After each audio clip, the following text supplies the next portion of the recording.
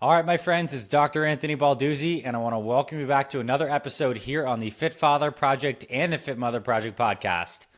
Today, we're joined by guest expert Joshua Cameron, who is an elite trained master healer whose purpose is to help heal those who've been living with chronic debilitating pain and help them find relief and just have a life that's filled with joy, gratitude, renewed energy. And as we're going to hear in this episode, Joshua has developed a gift that has helped heal many of his clients from chronic pain due to spinal issues, arthritis, heart conditions, and all sorts of different related pains that are not just necessarily a physical origin, but as we're going to hear in Joshua's story and what he's going to share with us, oftentimes have an emotional or even spiritual basis. We're going to hear about Joshua's story of overcoming his own pain and what led him to this deep work, as well as how we are so interconnected as beings, where we're not just physical structures, we're also mental and emotional structures, and how toxic memories, unforgiven relationships, and all these things can manifest in our bodies and lives as pain. So Joshua, thanks for coming on today and being a strong messenger for this powerful conversation that will expand many minds and hopefully bring people into a state of less pain and more abundance and joy in their bodies. Well, thanks for holding the space. I feel pretty awesome after that introduction. So, thank you for that. And happy to serve and, love to help out and really, help enlighten and see that, there are other ways to be able to find what it is that we're looking for. But so often, at least in my story, and we can certainly get into it, I found that I was so focused on my logical mind, on my left brain, that the second that a thought would come into my sphere that didn't make sense, I reverted immediately to the toddler that doesn't want to try their vegetables that they've never even tried before. Yeah, I don't like those. Well, how do you know? Oh, because I know that I don't like them. How do I know I don't like the stuff? Well, because it's not logical. And so I've learned to get past that. And as Niels Bohr said, if you're familiar with the famous physicist Niels Bohr, his son actually was writing to him, right? Niels Bohr, for those who don't know, is one of the foundational scientists in quantum mechanics. His son was writing to him about physics and just how much of a quandary it was for him. And Niels Bohr made such a fascinating comment. He said, you're not thinking, you're only being logical. So tell me how that exactly relates to the way most people experience and relate to pain. Like maybe we start in the physical aspect of this. Like my elbow hurts. I have a bad knee. I have a bad shoulder. This happened to me. Like, how does that framework of what you just described play in the realm of pain? Sure. Yeah, that's a great question. So, I spent, 4 years as a combat medic in the Army, spent more years in pediatric medical research and then data analysis. And, if we hurt our elbow, let's say that we go to the hospital, well, what are they going to do? If it's not broken, well, chances are what they're going to do is they're going to give us a pill, which just to mask the pain. Now, what we might also find is that we hurt our elbow and then we start being like, oh, my dang elbow. Oh, that stupid elbow. Oh, I can't believe this dumb elbow. Oh, my gosh.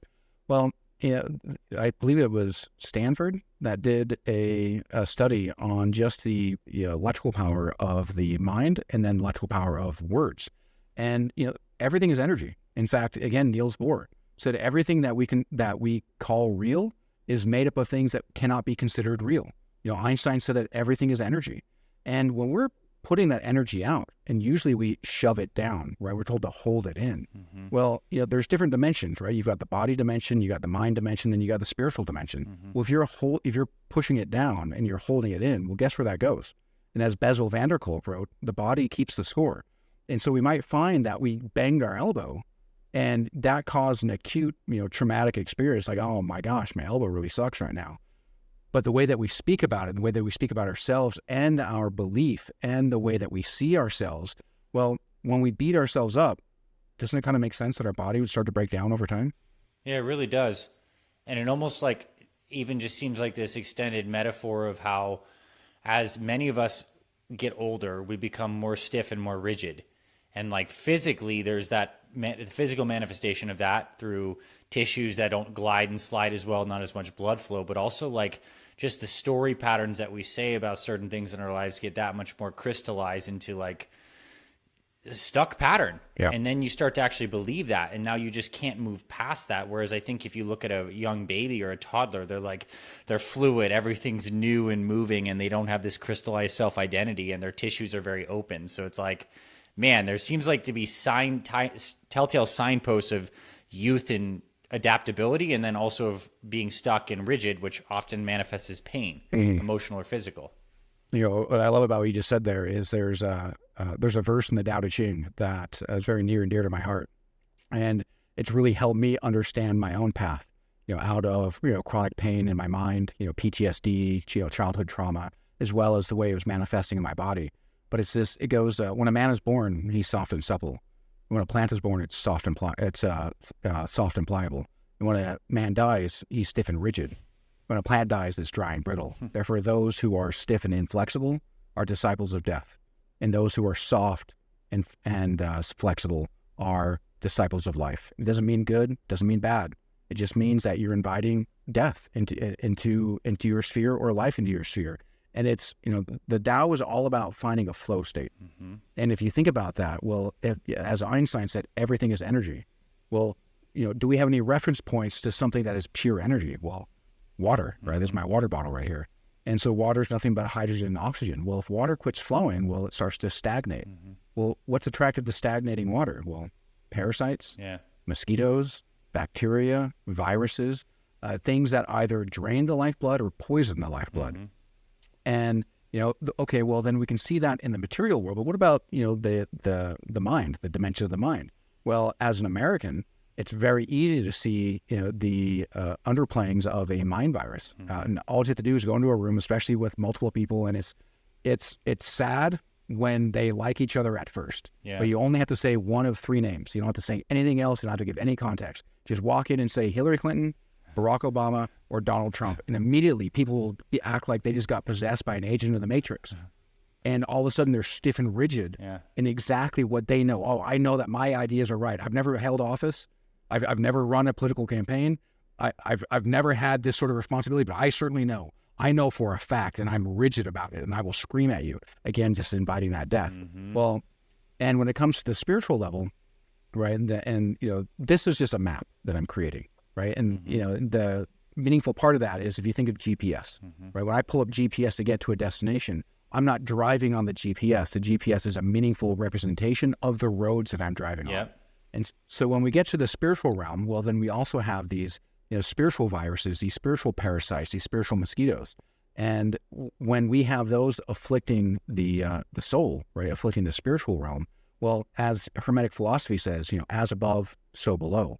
So when the life force is being drained, well, then everything else cascading down is going to fall apart as a natural consequence. But when the life force is at full power, well, then everything below is going to, also heal as a natural consequence. Now, like, to stay into like what a spiritual parasite like is this what we call like an influence, like a nudge, something that is calling us into a certain behavior, the thing that brings us back into a pattern of old addiction? Like, is it something that we still need to consciously interface with? Is it more of like a pressure? Like, where does the personal sovereignty come into this? Because I believe there's like external forces that are putting pressure on us. At the same time, we are these sentient beings that have the ability to perceive and then choose. So how does that kind of play into this map that we're painting here? Such a great question. And so I like to look at these things as egregores. Are you familiar with that word, egregore? I actually have heard the word, but I'd love for you to explain it. Yeah. Yeah, it's a non-corporeal or non-physical entity. And so, like you said, kind of some sort of maybe negative field, right? And, is it what some people might call a demon? Hey, I don't know, right? Again, that's above my pay grade. Yeah, I don't know the truth of the capital T. But imagine you're driving on the road, something that a lot of people do. Somebody cuts you off. Right? You were paying, you were minding your own business. Somebody, radically cuts you off. You honk your horn, and then what do? They stick their hand out the window and they flip you off. Yep. And then what happens? You probably catch your breath.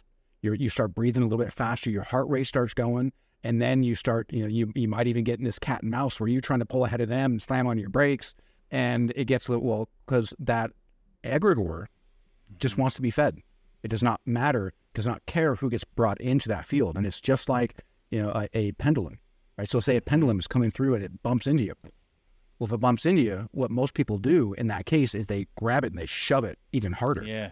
Well, if they shove it even harder, what is the only possible response for a pendulum to do in that case? Just swing right back. To swing right back even harder and hit you. Yeah. And so the more that you escalate, the more you're getting drawn into like a whirlpool of these emotions, and you get caught up in it, and it gets its claws into you. And so the best thing that you can do is when you see something like that, wake up. Yep. Wake up. Realize something is trying to drain your energy, right? And it doesn't matter who. It's not good. You're not a matter of, moralizing good or bad. Certainly it might have a negative influence over us, sure. But it's just the nature of what that egregore is. Yeah. And, if we then can understand that that person cut us off not because they were a bad person, but because they were also under the influence of this egregore, because they're sleeping awake effectively. And so when you wake up, well, then that's when you have the power to be like, oh, okay, I choose where I put my energy. I choose how I respond instead of just instinctively reacting in some sort of midbrain or rear brain, where I immediately go into fight or flight.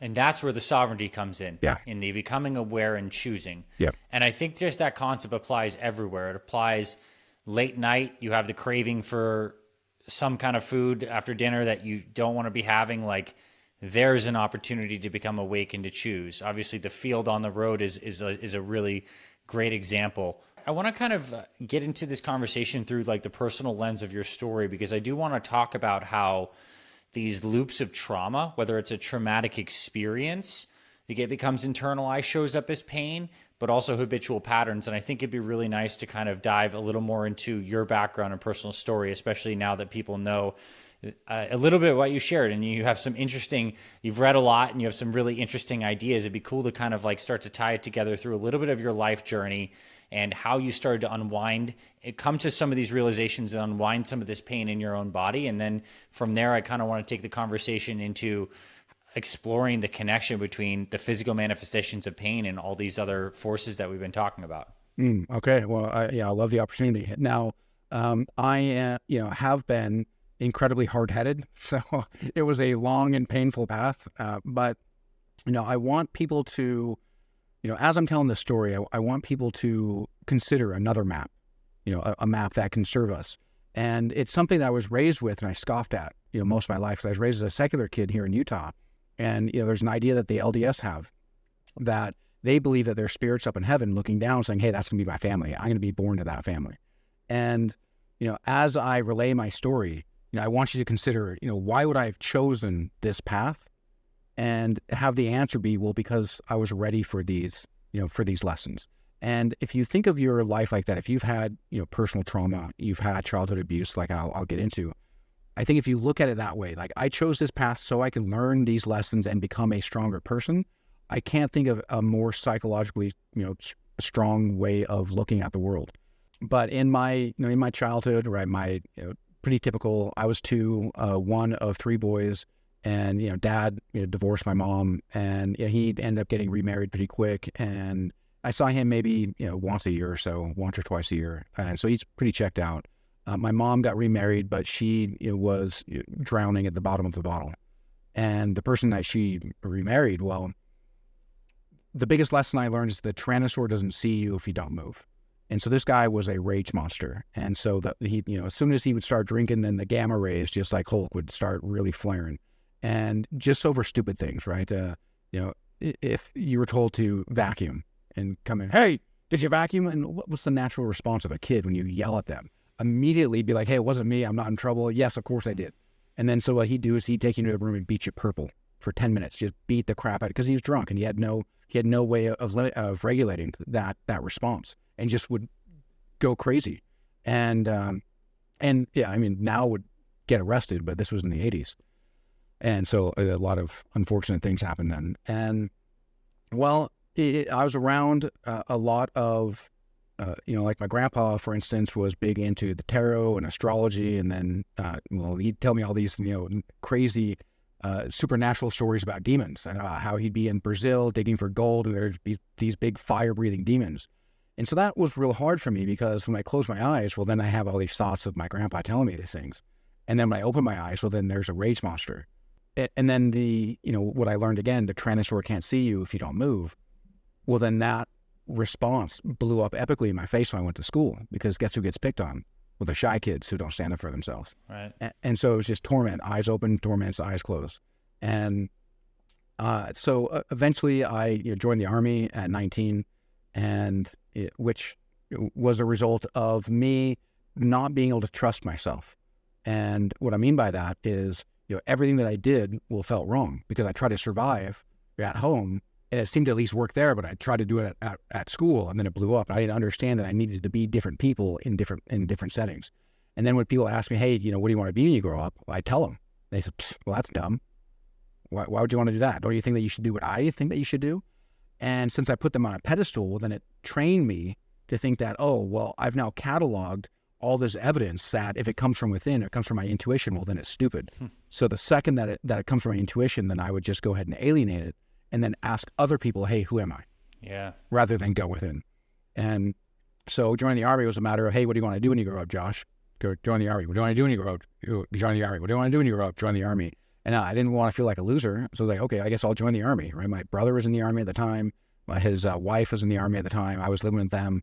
And it wasn't necessarily bad for me, but again, just developed another cycle of trauma. Yeah. March of 2001, we received orders to go to our first war zone September 19th of 2001. Because what could have happened in September of 2001?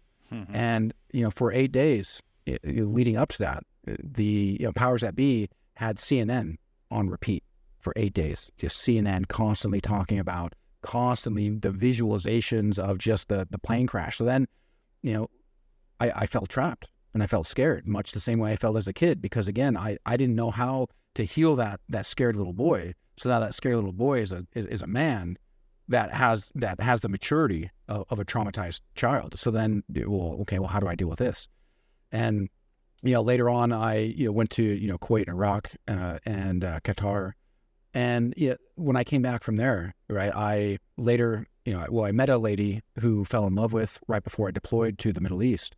And when I came back, I could feel that I was a different person, but I couldn't put my finger on it. And I felt like a shadow. And I lived life like a shadow and eventually ruined that relationship.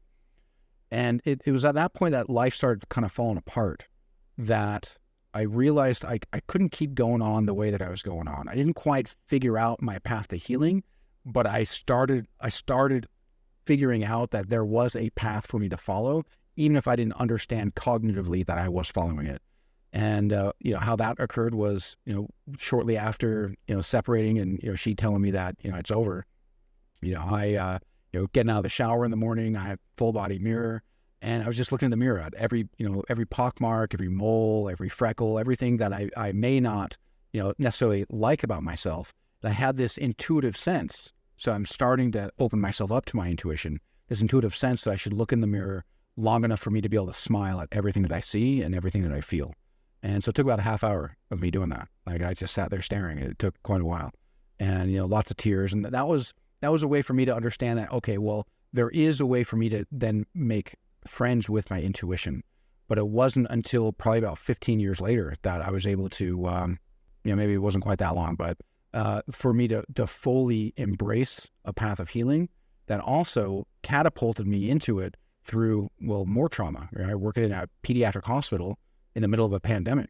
And, I felt so good about my purpose and what I was doing, right? That, when I came from pediatric medical research, I was part of perhaps the largest longitudinal study in the country, which is the ECHO, Environmental Influences in Child Health Outcomes. And then I went into data analytics where I'm helping all the tertiary clinics and all the chiefs of, neurology, pulmonology, rheumatology. And I'm working, hand in hand with the director of ambulatory services. And then the pandemic happens. Like, wait a minute, this is so much more political than I ever thought it was. It's like, and so it kind of crushed me a bit. And the anchor that I had, really grounding me, kind of uprooted. I was a bit in a tailspin. And, in this tailspin, when the pandemic happened, I was, married again for the second time, and wife and I are both good people, but we brought out the worst in each other. And so I decided, what I'm going to do is I'm going to go ahead and I'm going to be the bigger man. I'm going to separate, buy my own place, and let's figure out how we can not just be good people, but also be good parents, right? Because we've got a little boy. And so that way he's not caught up in this cycle of trauma of two people who just bring out the worst in each other, and that's all he sees and calls that normal. Well, first day of moving out, well, apparently what I didn't realize is I moved right above a tweaker, and who would shake my floor at about 80 degrees, or 80 decibels, just constantly shaking. And, police couldn't help me. The HOA wouldn't help me. And so I dealt with that for months and months and months, and I had a bit of a break. And it was at that point that I tuned into different resources, and we can get into that. But I eventually asked myself the question, from the perspective of an atheist and an agnostic, is there room for God in my life? And not God of Christianity or God of Catholicism or God of, of whatever religion, but God that Joshua Cameron is okay with. Is there room for God in my life? Within 2 weeks, I got a vision. I was pumped in my head, and I couldn't help but investigate it. And by doing that, it radically changed my life. Well, I mean, I want to hear, if you're open to sharing, if it's not too personal, about the vision. Like, this turn seems like a really important part of your life. So please do share that if you're willing to. Yeah, for sure. Well, so I started tuning into Jordan Peterson first. And if you're familiar with Jordan Peterson, the Canadian psychologist, and he was breaking down the book of Genesis and secularizing it. And the second that he said, hey, we're not supposed to be taking this literally, right? These are oral cultures, right? These are oral traditions that are now just barely being able to write this stuff down. So of course it's fragmented. And of course it's, it doesn't make sense literally because it's never meant to be taken literally, right? Because deep wisdom is shared through metaphors and through analogies. And immediately I saw the brilliance in that. And that's what led me to that question, hey, is there room for God in my life? And the vision I had was a podium. And by looking at that podium, I knew that I was supposed to be on the business end of that, addressing a congregation. And I knew here in Utah, that meant I was supposed to be in a Mormon church. But the question there is, do I just walk into a church and like, hey guys, I know that I'm not a believer, but I got a vision pumped in my head from heaven that says I'm supposed to be, addressing y'all. And so it sounded crazy to me. But I couldn't help but start asking questions of my friends who grew up in LDS tradition, and come to find out something that I wasn't aware of, but my soul was, that every first Sunday of every month, there's what's called the fast and testimonial meeting, where anybody who shows up who shows up can go and address the congregation. And the first time was more of a, hey, thank you so much for having me here. I really feel like I was led here for a reason. Really appreciate, the space that you hold. And the second time was about how I felt, love is, stronger than hate. And this is why. And in an editorialized fashion, where I've got multiple editorials and letters to the editor that have been published in the largest newspapers here in Utah. So I'm a bit of a writing nerd, and that's kind of the structure that I feel most comfortable with. And by the third time, again, I'm leaning it hard in Jordan Peterson. He said, probably the best thing that we can do for ourselves is to create the highest ideal of goodness of which we can conceive, and then make ourselves worthy of it. It's like, all right, I'm game. And so what I came up with was Gandalf, right? Gandalf from Lord of the Rings, but not the Gandalf who went to the mines of Moria to fight off the Balrog, who he never wanted to go and face in the first place. Or the Gandalf that had to face off against the Witch King, which, again, terrified him. He wanted nothing to do with. But the Gandalf who saw value in who nobody else saw value in. He saw value in the hobbits, not because they're building giant castles, because they're not. They're not building giant armies. They're not building grand roads. They've got more love and more sense of community than anybody else on Middle Earth. And if it weren't for Gandalf's vision and his knowledge of that, the world would have burned. And that was my highest ideal of goodness. And so, as I'm going to these churches, right, it's so often that you'll hear, the LDS, they'll stand up and say, brothers and sisters, I know in my heart that Joseph Smith is the one true prophet of God. And I know in my heart that the Book of Mormon is the one true word of God. And somebody will stand up and say something after them that's near exactly the same thing. And the next person will say near exactly the same thing, which could have easily been a way for me to say, look at these silly people. They don't even know what they think. But instead, the game I was playing was, well, this is probably their highest ideal of goodness, which they can conceive. Well, what's mine? Oh, well, I know what mine is. And I doubled down. And so I just kept reminding myself of Gandalf and the point of not just articulating what is your highest ideal of goodness, but do it in such a way that you become worthy of it by becoming it. And within 6 months, I met my master or my mentor, who trained me all within consciousness, how neuroscience, physics, and psychology really do get down to the understanding of the non-physical is actually what controls the physical. right? Again, what Niels Bohr said, everything that we call real is made up of things that cannot be considered real because it's non-physical, the metaphysical, which is above physics. And within 2 to 3 months after that is when I met the healing master who taught me how to heal. And who is Gandalf? Well, he's somebody with ancient knowledge. Well, so here's the, Peter Sage, who's teaching me all about, ancient, Buddhist philosophies and how they harmonize with, modern physics.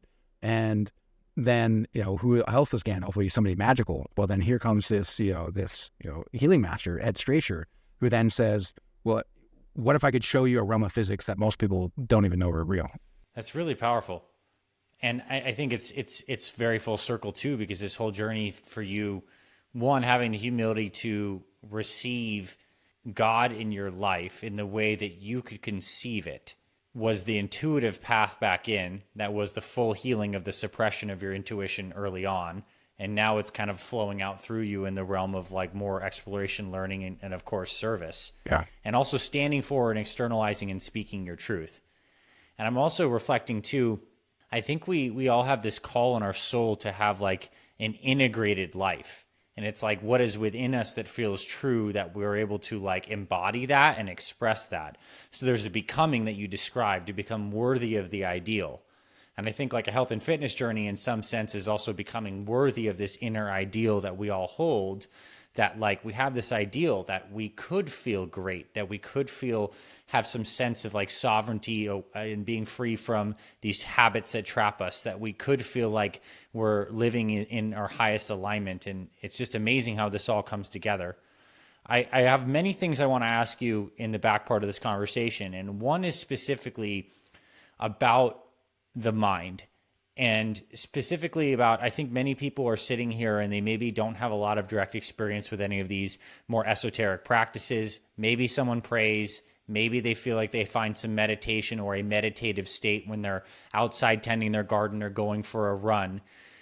What I found in my life is it's been one of the most profound things to learn to get to the process of quieting the mind and understanding myself beyond the mental chatter. I mean, it's essential to healing, as in my understanding, is to one, cultivate a more quiet mind.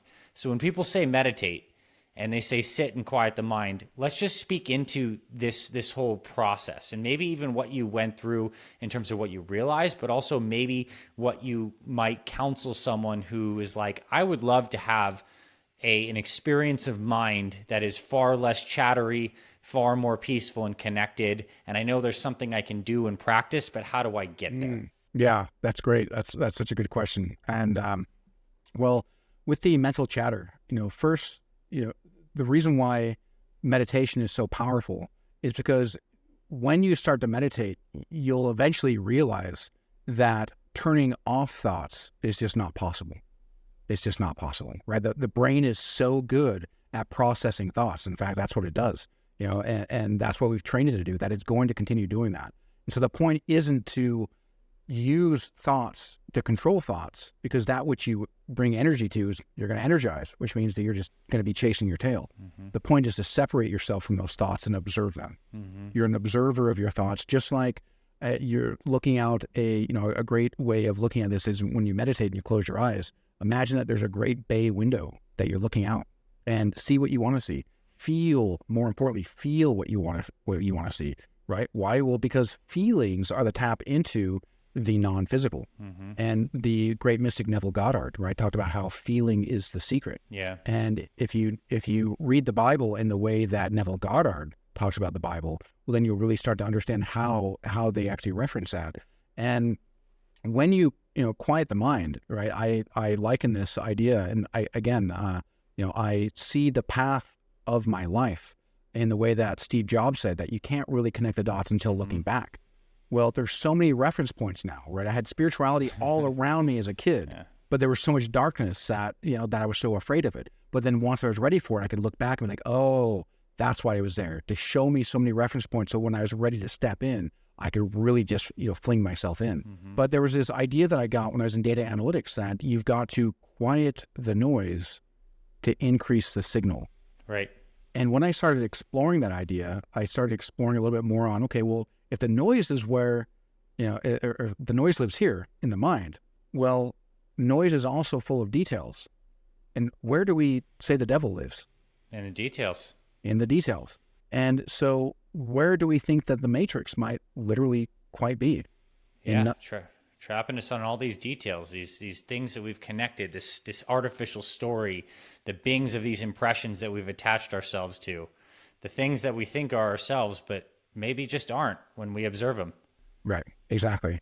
And what I've learned, and yeah, again, things that, Neville Goddard talks about, and yeah, anyone who is a true master of manifestation, that when you get to that place where you can quiet the noise and increase the signal, you'll find that the universe is reflective, right? The Gnostics and the mystics, throughout time have called this world Maya, the great illusion.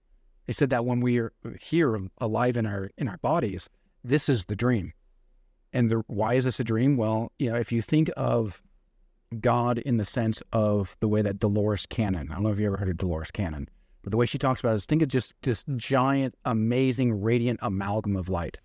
And think of the tiniest little fragment of light breaks off of that, and that's your soul. And as Rumi, the great, 14th century mystic, said that you aren't you aren't a drop in the ocean. You're the ocean in a drop. And since we live in a world where that's made up of things that aren't real, and we know through physics that everything that we call physical matter reality is nothing more than collapsed light. Yeah. Well, then that means that we likely live in some form of a hologram.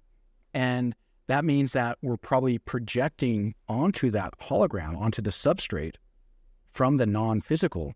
And so when you start to feel what it is that you want, as if the wish were already fulfilled, you'll see things come into your life. Not so much like you can just sit on a couch and meditate and become a millionaire while doing nothing, but more in the sense of, say you are center fielder playing baseball, right? Then somebody cracks a ball and it comes towards you. You still have to run towards that ball and position yourself to catch it. Otherwise, that ball is going to fall on the ground and that person's going to run the bases. Does that make sense? It totally does. And I've heard this description of like true prayer as the union of thought, action, and feeling, like this triune coming together of basically, it sounds like a center fielder. Like the thinking, I suppose we could crystallize, we can describe as like the vision of what that is, the clarity and the vision of the desired outcome. The feeling is the feeling that we have, that it's embodied, that it is an experience, that we have this, that it is real, it is happening. And then the action is the moving towards the ball. But the cool part about that is there is the moving of us, but there's also the ball moving towards us, which is, I guess, like, you could say the hand of God that's moving experience towards us in the direction of our thought-feeling combination. And then maybe you can say it's all one thing, right? Maybe there's, we are like, it's the ocean moving towards the drop moving towards the ocean, all knowing that it's one thing. And now I guess we're getting kind of deep, and, but of course we're getting deep. This is a deep conversation. It's powerful though. Yeah. Well, I'm glad it resonates with you, and I hope it resonates with people listening. And, when we get caught up in, the thoughts, right? The Tao says thoughts weaken the mind, because the brain is meant to be an antenna, right? There's 40,000 neurons in the heart, and the heart's constantly sending signals to the brain. But what do? Well, often what I learned to do, shut those off. And because the brain is so convinced of its brilliance.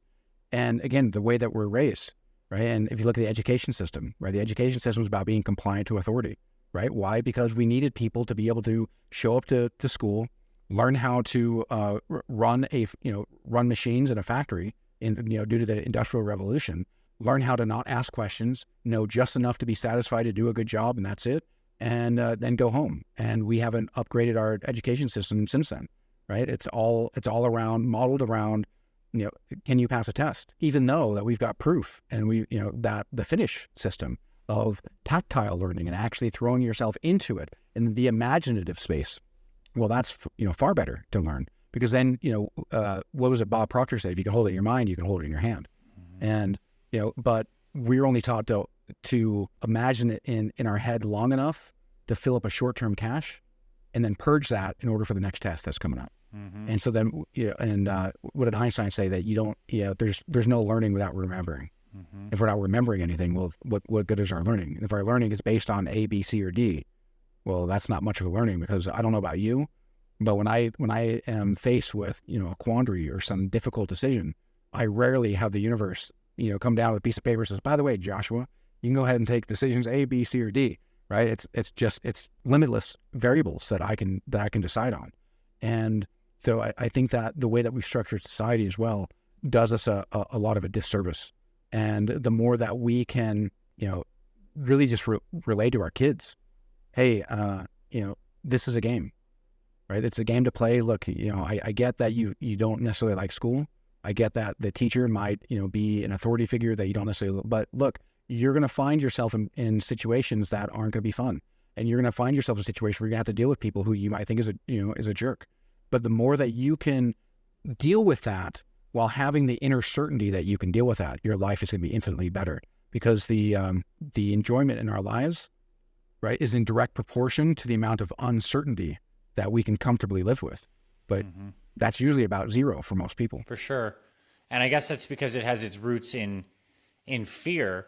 And so, like, how has your sense of fear changed as you've been on this path? Like, how would you have described yourself maybe when you were a boy or even in the Army and on this dimension of fear, either its intensity, how much it ruled you, or specific fears, and how has it changed now that you've done a lot of this inner healing work, the fear and uncertainty dimension? So, fear, like as a kid, right? So with all these, ghost stories and stuff, I was terrified of mirrors, right? Not just that, but this is back in the time where unsolved mysteries was creepy AF. And so all sorts of ghost stories. So I thought that the second I walk by a mirror, something's going to pop in and I'm going to freak out. And it's, it's really going to bum me out. So I spent a lot of time huddled under my blankets, right? Because of, with my head under the blankets. And of course, that's going to save me. And when I went to Iraq, there was a lot of fear around that. Just so much uncertainty because, there's all this propaganda of, weapons of mass destruction that we found out was all a lie. And so, when we tune into things like constant negative news, well, then the only thing it can do is direct us to fear and be afraid, and tune in next time so you can be afraid. And, that can be real rough because there's 4 basic human needs. And those are the need for certainty, right? If I walk into a house or walk into a building, I need to make sure that the floor's not going to fall out from under me, or the roof's not going to fall on top of me, or that I've got, the ability to be able to feed myself, right? Basic levels of Maslow's hierarchy of needs. But uncertainty can also be looked at as variety. I've got a need for, I can't just eat the same meal over and over and over every day for the rest of my life. Sure. I won't go crazy. Well, then there's also the need for significance, and the need for love and connection. And, these are, polar opposites, right? And because we define ourselves by, opposing poles. And the more that we feel the need to be significant, well, the more that we actually divorce ourselves from love and connection. And the more that we actually are connected, well, the less that we feel the need to be significant. But the language of the soul is growth and contribution. And growth, right? You talked about the gym. If you're at the gym, right? Well, there's no growth without challenge. Yeah. Very, very well said. Yeah. Yeah. And so, the paradigm I have now is that when something comes into my life, well, I see it now as a challenge for growth rather than something to be afraid of and run from. Because if I run from, well, if the unseen and the non-physical is actually what's directing the physical matter reality, because the physical matter reality is actually a mirror, well, then my fear is going to send that signal that's going to collapse that wave of possibility into a particle reality that's going to reflect that fear. But if I see it as a challenge, and hey, I'm ready to rise to the occasion. Well, all right. Well, then I'm sending out a completely new signal to that field, and then lo and behold, synchronicities will happen. Well, people will show up. It's just almost like a video game. Just somebody to show up to be able to give you that attaboy right when you need it, or to give you that encouragement, or to help you out, to give you the advice that you actually need. To actually help see you through, right? The love and connection that you need, the camaraderie, the community. And, so the more that we understand that our feelings are just like a giant projector, projecting out onto that hologram. And, one last point, if I can, just to, please, to bring this around. I mean, consider the speed of light is about 186,000 miles a second. The speed from our eyes to our brain is about 250 miles an hour. Yeah. So there's going to be an extreme time lag. So it's not just like I feel good for a second, all of a sudden it's going to show up, right? If I'm working out in the gym for one day, well, what happens? Well, I'm probably going to get sore. Yeah. But if I work out for 3-4 weeks, well, then I'm going to start seeing my body start to transform, because that's it's based on a rule set. And based on that rule set, there's only one way in which it can operate. and respond. Yeah, that's beautifully said. I want to pull out a couple things that I heard you, these kind of like more meta mindsets. Is one, knowing that we can only really connect the dots looking backward and see, oh, this is why everything is the way it is, and it all makes perfect sense. And two, that what you said before is that basically everything you perceive is like working towards your greatest good, because the roots of all of your pain and your traumas and the stuff you've experienced has been literally a holographic mirror that is collapsed down into actual experience for you to go back through it, to heal it, to reprocess it, and to choose to create new patterns, or to keep on experiencing the old ones until it's kind of clear and you've gone through them. So it's almost like the path is always leading us back home, even if it feels hard, because we're always getting the opportunity, and it's rooted in our deep feelings and relationships to what's happening in our lives, and how it's all so perfectly connected. You know, I will share a personal synchronicity that happened to me just yesterday. I've been on my own version of a deep spiritual path, and it very much mirrors yours. And I've been really analyzing a lot about like fear and where fear comes from and what I'm still afraid of. I had a moment a week ago where we're out here in Arizona in the desert, and we're like the home of some kind of like big gnarly bugs. And there was a humongous beetle, like a beetle that's like the size of like, it's on your dinner plate, like it's the size of the meat. And like, and I was going to try to shoo it out of the garage. But I didn't do a really nice job of doing that. And the beetle like got up, hissed, and like got all big. And I was like, whoa, I had this moment of visceral fear, and that stuck with me. And then just yesterday, the beetle came back. It was in the same garage, but this time I'm like, and I was reflecting like, man, I wish I would have handled that better. And like, why was I afraid of that? This time I actually like got on the ground, and I just trusted, and I put my hand down, and the giant beetle kind of crawled up on my hand, and I just walked him out into the desert and deposited him. And I was like, why it was so significant to me is I was given in this actual experience of my reality a second chance at like an interaction with this beautiful beetle. And like when I had the beetle on my arm crawling, and I dropped him off, like I just felt the perfection of the complete connection of all life forms. And that like my fear was just the layer on top that once dissolved was this beautiful experience of like a man with a beetle in communion and still creating an experience of him being out of the garage. So a minor thing, but like cool that we're always having these, when we pay attention to these synchronicities, like, and they pop up, like that should be a big signal to be like, wake up, what's going on here? What's the deeper thing? Where can you grow and lean into? Oh, that's incredible. I love that you shared that. I mean, because what did the beetle do? It reflected your sense of fear. It did, for sure. Yeah. And then when you shut up calm and tranquil, what did the beetle do? Like, he let go of fear. Happy to crawl on my arm. Yep. And then be taken out to somewhere where, you know, he's not going to be bugging anyone. But yeah, hilarious. But, yeah. Yeah. Nice. Yeah, it's awesome. I'm glad you shared that. Yeah, thank you. And I want to ask you about how like trauma and emotion is stored in the body and how we can unwind it. You know, I think there's like, it's so fascinating because we have like a top-down approach where we could sit on a psychologist couch and we could maybe talk, or like maybe even do some regression or some psychological work to access something that feels like it's in the body, but also in the mind. But at the same time, we know there's so many people doing a lot of these somatic practices, whether it's breath work or hands-on healing or stuff that's actually just getting straight into the body, and then stuff comes up into the mind. There's a burst of crying, and people have these profound healings. So it's a two-way street, and maybe we can even say they're the same thing, but they're just access points that we can work with.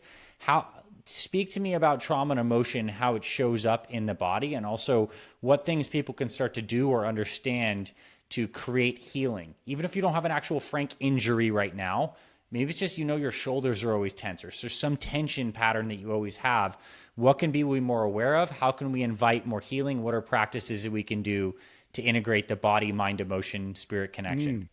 Great question. So let me start off with, so Hermetic philosophy has this idea of, instead of God, they call the all. And the all is mind. The universe is mental. Well, our brain certainly seems to create everything around us. And, you know, then the reflection is then the mentation of that. It's good to look at our brain as this idea of our brain and body as this idea of a centaur as well. And you're familiar with the ancient Greek, mythological creature, the half man, half horse. Yep. And so often people think and act in a manner of, if a centaur wants to run faster, well, they think that they need to whip themselves or put their hands in some boots with some spurs and jab themselves in the groin in order to run faster, rather than just will themselves to run faster. And when we understand that the brain-body connection is one, right? The body is basically the physical manifestation of the brain, that the outward that we can actually see and interact with. Well, then there's a dimension of the mind, right, that's a little bit higher than the body. But if the brain is connected to the body, and the mind is actually a creation of the brain, well, then there's only one place for our thoughts to be deposited. It's going down into the body. So we're going from top down, reflected down. And so ultimately this stuff gets literally stored in the most dense, gross physical tissue that we experience as our bodies. Or it can flow through, right? If we're feeling joy and love and the most amazing experience, right, you'll feel the chills. You'll feel that energy flowing through your body. Because either way, it's going to flow through your body. Yeah. Because it is the densest energetic part of, who we are. But when we are beating ourselves up, well, then what we're doing is we're taking these energy centers in us, right? People call these chakras. And what happens was they start getting clogged up. If they start getting clogged up, right, you get a bunch of flotsam in there, or you get, a bunch of things that start preventing that flow. Well, then that pressure is still going to be there. And not only is that pressure still going to be there, but then what starts getting attracted are all those parasites. Yeah. And then you might even find that if you've got a chronic bad back and you go and get a massage, there's probably emotions and there's probably thoughts that occur to you, but you probably dismiss them just as fast. And if you don't dismiss them and you spend some time thinking about them, they may very well be the key for you to explore in order to release, right, that pain. Yeah. Well said. So it's like it all comes back to being very aware of the recurrent patterns and the things that we've caused to be stuck. And those can come up as recurrent mind thoughts, but also in the form of bodily tensions. And I think what you're saying is that insofar as we can trap and get stuck in things, the process is to, one, shine light on them so that we become aware. And there's many ways to do that. And then to just feel them again, not to shove them back down, but to maybe understand them, just to let them flow through, just to process the hurt that we walled off at some time because we were trying to protect ourselves, or the ego was protecting itself from a thing it didn't understand from a young age, or from, frankly, abuse that the body became contracted because that's the natural withdrawing response to pain. Man, I'm just struck by the fact that we're all on this healing journey. Yeah. And maybe that's the heart of compassion, where we can see each other deeply, is understanding ourselves as the being behind all of that. And when I see you, I see a soul on a profound healing journey. But everyone listening to this is on their own version of healing journey. It's completely unique to each of us because we are projecting holographically from our own stuff out into the world, but we're also helping each other insofar as we're both mirrors and co-conspirators of this whole connected experience. Yeah. Well, and if I can maybe share a gift with people in a way of perhaps approaching some self-healing, especially whether it be in the mind or the body, but again, the body, you're going to find these feelings and these emotions, you're going to want to let them go. But again, reference points. What are reference points for us to play with, right? Because Einstein talked about how intellect is not computing power, it's imagination. And why? Well, because there's studies now, people like Joe Dispenza have proven this as well, that, when you think about something versus when you actually do that something, you're literally interfacing with the exact same neural pathways, and you're actually creating new neural pathways as well. And when I was first learning how to heal myself, right? So, the master healer who taught me, right, that lives by a philosophy that I also live by, that you've got no business leading somebody somewhere that you can't lead yourself. So learn how to heal yourself first before you start learning how to heal others. And as I was in that self-healing portion, I started thinking about deprivation tanks. And, I watch a lot of Joe Rogan, and so, he's big on those. And so I thought, okay, well, that sounds fun. So I looked up deprivation tanks here in Salt Lake and found one. And so I'm in there, and I'm going through my meditations that he's taught me, where I can literally physically feel the energy flowing through me, which blew my mind the first time I felt it. Well, so now I'm floating in a deprivation tank. And, as I'm floating, I'm feeling more love than I can possibly feel. I'm starting to play and allow my mind to wander. And I start thinking, hey, what's a reference point that I have of a deprivation tank? Well, the TV show Stranger Things, where, you know, if you're familiar with it, there's a young girl who goes into a deprivation tank, and what does she do? She reaches into a whole new dimension. Well, okay, well, she was magic. Well, here I am exploring what we might call magic, which is just physics on another level. But I understand at this point that I live in a hologram, and this thought comes to me, or this intuitive thought comes to me that, you know, what you should do now that you're feeling this such beautiful love is to summon the grossest, worst memory of your life.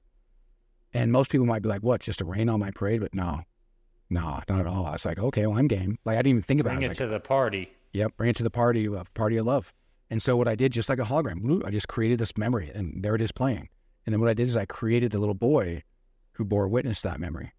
And then I projected myself as I am now. And so this little boy is, you know, 6, maybe 7. And my little boy at the time is 8, maybe 9. And so this might be a gift that you know, people can use, is that even though I had a terrible childhood, I've learned how to be better. And I'm able to give love to my son that I didn't understand and that I didn't have myself. Yeah. And when I did that and I projected myself and I held that little boy's hand, which is me, well, what I did then is I gave him the same love that I have for my son, because I didn't know what that was. And what I learned is that I could be my own father. I didn't have to look to somebody else for that external validation. Yeah. I could validate myself.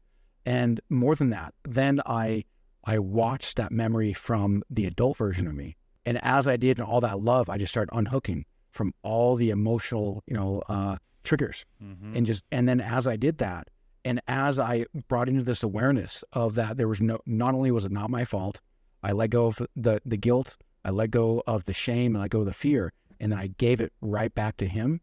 I just felt my body erupt in energy. And then I knelt down and I hugged him and embraced him and said, I love you, the same way I would to my son. And I just started crying. And that was one of the most healing experiences I've ever had. Absolutely beautiful, bro. Truly. I mean, what I love about it is, one, you really documented like a pretty specific process, which I'll describe as like you cultivated this temple of love in your being embodied, and then brought in a powerful healing visualization of what you considered the worst, and then went into that and like exchanged that love, healed, recognized, brought yourself in all these different versions into the metaphor. Like, it's deep. I'm not going to try to simplify it, but it also sounds like it was pretty intuitive about how you were going through it. And I think anyone can do something like that, but it probably starts even with what we went back to, that simple aspect of meditation, is even learning the practice of being able to sit or lie down and get yourself to a state where you can be in presence and then start to feel, or at least invite in, the loving feelings of your being that are beyond the mental chatter. And obviously you had a lot of practice in doing that to come into this powerful deprivation float tank experience. But that's inspiring. It really is, on how, what is possible, and that healing can happen in such a profound way so quickly. And I've been on my own version of a healing journey. I've had bursts out crying now more times than I can count, but like every time has been profound. And I feel like that's like a good indicator if you haven't had a really big burst and cry. Not that everyone has to cry to heal, but sometimes, at least in my experience, it means something has been brought up that has been so overwhelming in terms of the magnitude of that wave of emotion, because it's coming from somewhere deep and it's profound, or it's just becoming unstuck and it's wanted to be unstuck for so long. So that seems cool. And then the final comment I'll make is, it seems to me in all of this that the seed of every challenge we've had, our quote unquote darkest stuff in this dual life experience, has the counter seed of the perfect light balance. Like, had you not experienced the kind of depths you did of pain, that has led to the exact magnitude on the other side, canceling out with the amount of realization you've been able to have and the love that you now have from that. So if anyone here is listening to this struggling with something, then you're just experiencing the experience on the dark side of the moon at this time. And the other side still exists, and it's for your hero's journey to continue to heal and move into that.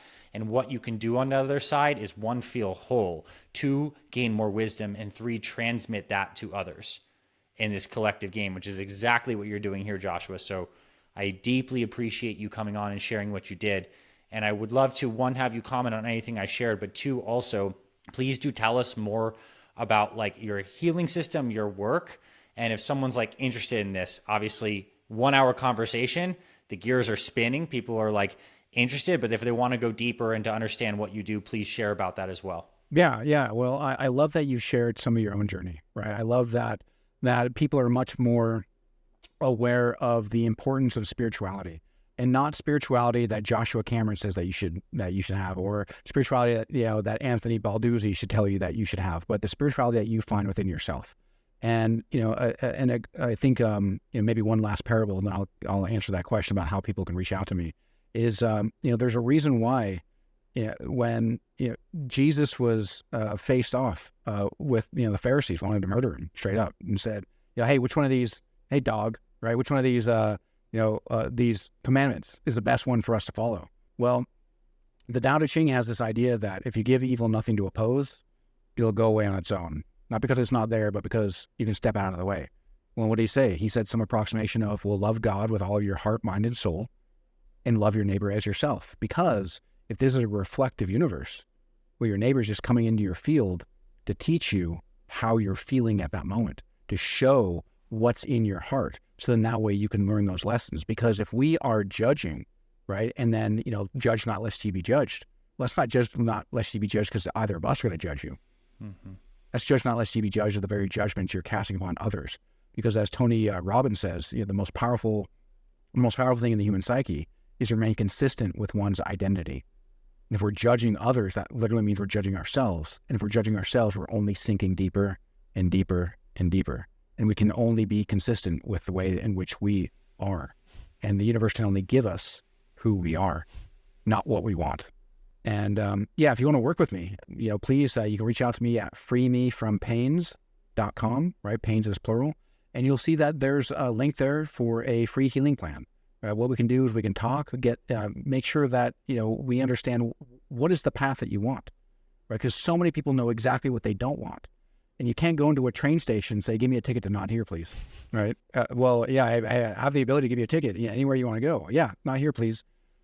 We're only going to, at best, we're going to run around in circles. At worst, right, we're going to manifest exactly what we don't want until we learn the clarity of what we do want. Because again, as you so succinctly put, the universe has given us this information in order for us to learn these lessons.